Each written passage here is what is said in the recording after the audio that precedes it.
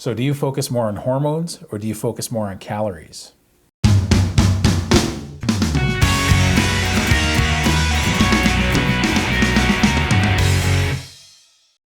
What's shaking, bacon? My name is Bruno Panucci. So I've been doing this carnivore diet for on and off for many years, and I've been doing it consistently for about 14 months now. It's managed a lot of my health problems. Right away, we're going to get into today's topic, and we're going to start talking about calories versus hormones. Now, you'll be surprised to find out, I think the answer is somewhere in the middle. Some people are all about calories, and they've been conditioned to think like that for years, since they were children. And some people are all about hormones, and it's a more new approach to weight loss. Now, you have to remember, a wise Muppet once said, you must unlearn what you have learned. In the last 40 or 50 years, we're a group of people on this earth who have been taught it's all about calories. Calories, calories, calories. It's all about measuring your calories that you take in. A calorie is just a unit of measurement. It tells us how much energy is in the food that we're eating. So when we're eating anything from ice cream to pizza to meat, it tells us how much calories are in there. So here's the problem with the calorie theory though.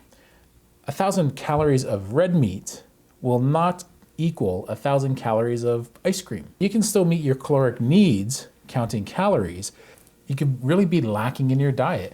So it's not all about your total amount of calories in a day, because that's the one thing they don't really stress with the calorie counting is balancing that with proteins, carbs, and fats. So people just end up worrying about how many calories they get in total in a day, and they don't worry about what kind of calories it is.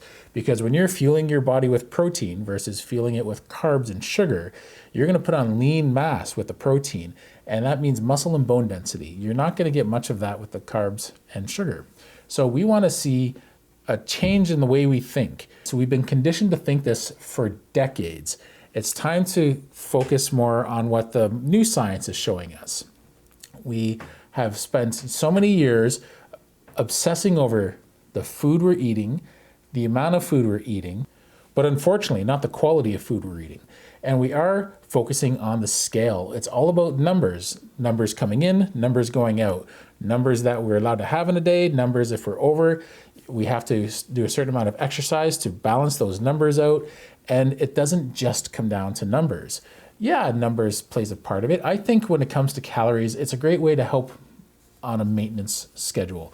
But to lose weight, most people who do calorie counting don't really do well with it. Because what happens is you end up really starving yourself because they give you a really limited, weak amount of calories to eat in a day, and it's not enough. And then you start obsessing over food and you start really getting hungry all the time, and all you're doing is thinking about your next meal, and you get obsessed about the food you're eating. And it can really overtake you. And then your metabolism slows down because you're not getting enough protein on a diet like that quite often. And then you lose your metabolism, and then you slow your metabolism down. And then the scale starts screwing around with you because now you have a slower metabolism. Yeah, you've lost weight, but unfortunately when you lose weight, I think it's somewhere around 40% of the mass you lose is lean mass. You don't want that. You want to burn fat, not lean mass. So we want to make sure that when you're losing weight, you're trying to focus on maintaining your lean mass. And on a carnivore diet, it's a high protein diet. So the one thing you can do is easily maintain your lean mass, often just with your daily activity. Sometimes it's going to take a little longer to lose weight. You have a damaged metabolism after years of yo-yo dieting quite often, and it's going to take a while to build back that muscle and lean mass unless you're exercising. That'll speed the process up.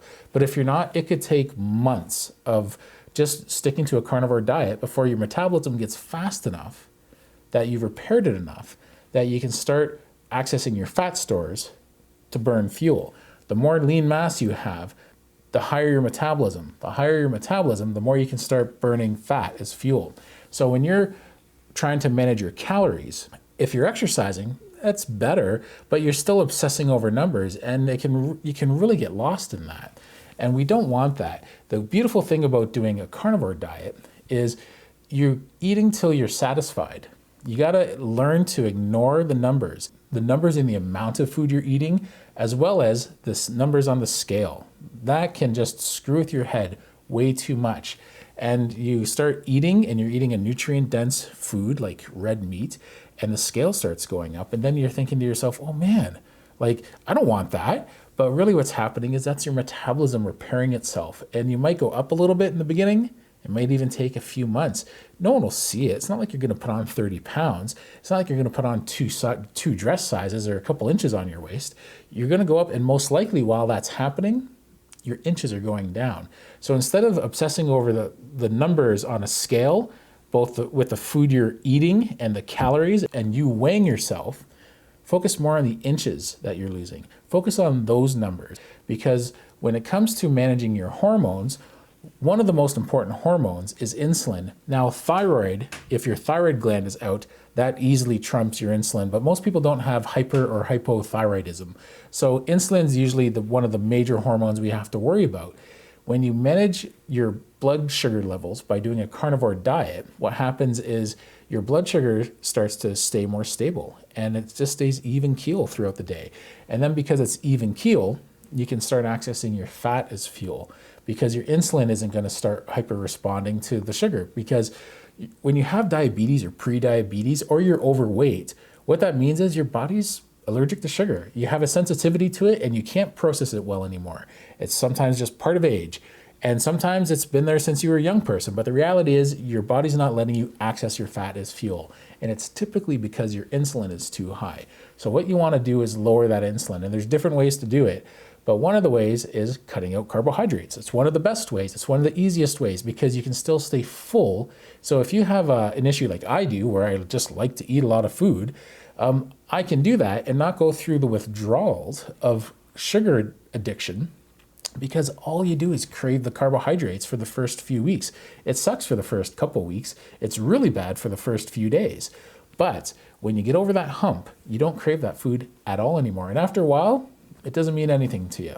So it's pretty interesting. You can get to this point where you can start losing weight and eat way more food than you're supposed to. I have between 5,000 and 6,000 calories a day on this way of eating. 5,000 and 6,000 calories a day. One or the other. I'm usually somewhere in that range. And when you think about that, I've lost 150 pounds eating this way.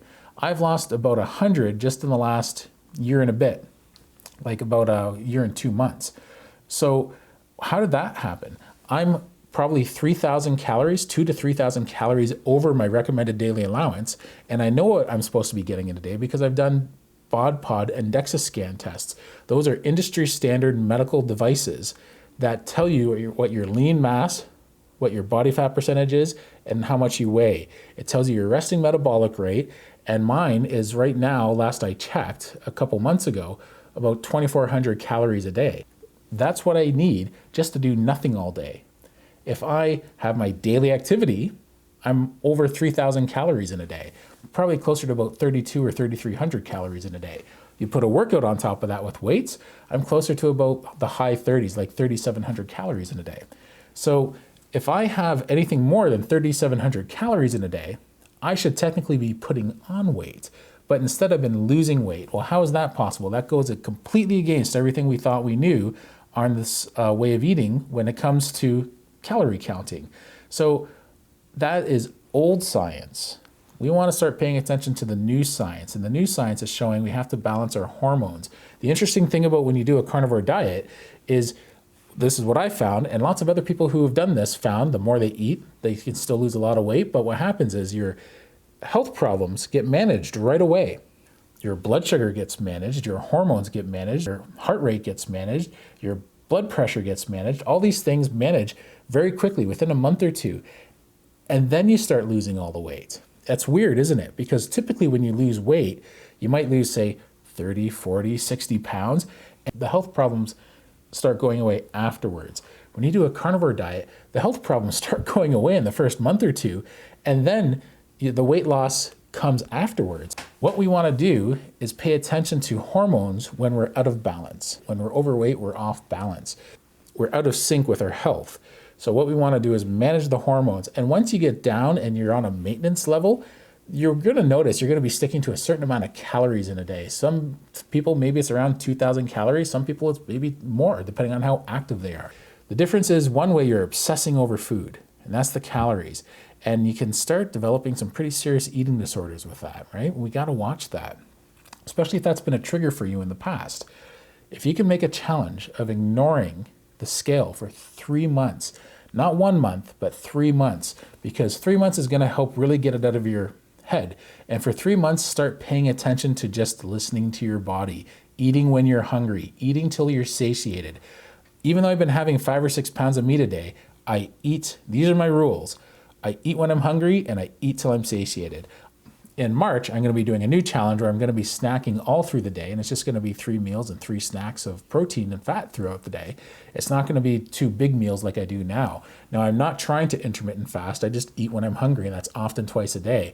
When I'm doing a weight routine, it's more like 3 times a day, but typically 2 times a day if I'm not doing a weight routine. We want to try and get out of that old way of thinking and stick to this new way of thinking. This is what science is showing us now. Eating this way helps you to get in touch with your hunger signals. It helps you to not obsess over food. You eat and then you don't think about it for the rest of the day. It's really quite fascinating.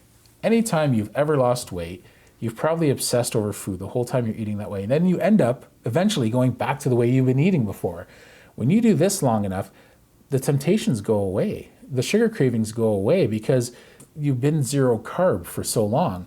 So it's nice to not obsess over food. You just get to this point where life is simple. You're not obsessing about your next meal, what you're going to have and when you're going to have it and how much of it you can have.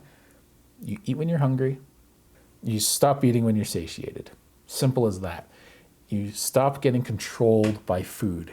And when you stop getting controlled by food, if you have a history of calorie counting and obsessing over calories in the scale, you stop paying attention to that. So give yourself 3 months to break that habit and you'll be surprised. Just listen to your body. Eat when you're hungry. Have food ready. So if you're going to work and you're thinking, oh, I might get hungry today, you have food on hand. You're not going to cheat on lunch or after work because you spent too long without eating. Have food available all the time when you start this way of eating so that you're not going to get hungry. You want to kind of head that off at the pass. You want to eat before you get hungry when you're first starting this way of eating, because you don't want to get hungry because you're still dealing with carbohydrate withdrawals, and that's when you're going to cheat. Stay comfortably full on the food you can eat, and you'll just find you'll feel great and you'll lose a bunch of weight. More importantly, your health problems are going to get managed, and you're going to see them one by one drop off the list really fast. And there's going to be a few that just take time, like the weight loss. Anyway, let's see how this advice goes. Try and not focus on calories. Eat when you're hungry. Eat till you're satisfied. 3 months. That's a 3-month goal. Let's see how you do with that. If you like this video, subscribe. Maybe give it a comment or a thumbs up. I'd really appreciate it. Thanks a lot and take care.